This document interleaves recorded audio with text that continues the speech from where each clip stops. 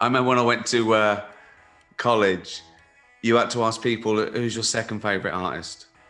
Do you know what I mean? Because it was like 1980. Who's your second favourite artist? And I thought, oh, I'm not special. Everyone loves him. Everyone loves him.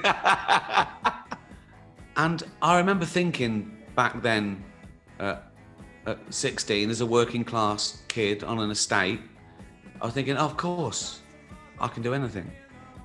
He sort of, it's sort of like my life felt in colour from then. I wore albums out. I've still got some, but some were worn out. And I remember I'd replaced them. I'll tell you the story about around the time when I re-bought Aladdin Sane from FOP in about 2003. I think it was $7.99, right? And I got home and I'd got an email from David Bowie. I don't know how he got he was David Bowie, of course he can get my email. And it said, I watched The Office, I laughed, what do I do now?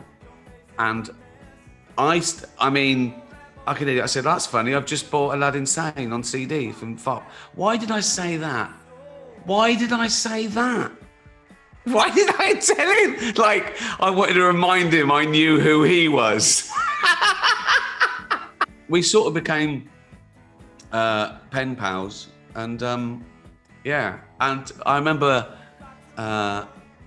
when it was his birthday, 8th of January. I think he was 57, because I sent him an email that just said, 57, isn't it about time you got a proper job? Ricky Gervais, comedian, 44, right, or something like that. And he sent back, I have a proper job, David Bowie, Rock God.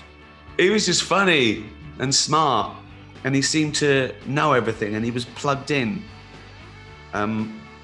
I sort of sometimes imagine him at home with like a bank of computers, like Man Who Fell to Earth, just knowing stuff, you know, just knowing what was going on.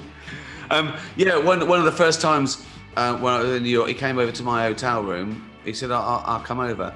And he just sort of walked over, and I remember he had just had a little parka on, right? And he went, I want to play you this. And it was the demo to Arcade Fire. I'd never heard of them before. They weren't big yet. And he went, I'm very excited about this band. And I didn't have anything to play it on. So he was on the floor of my hotel room with SCART leads and things, trying to plug something in so he could play it through the telly. And I went, this is weird. And then he started doing a workman. He started going, well, I could fix it, but I'll be back in a month, mate. I'd have to replace this and get you a better one. And he was just on his hands and knees, just David Bowie in a parka, trying to plug stuff in. It never felt like I was with David Bowie Rock God. It felt like I was with David Jones, the bloke who fixed my telly and played me Arcade Fire. Heroes, I think, is still one of the most amazing records, not just songs, but one of the most amazing records ever made.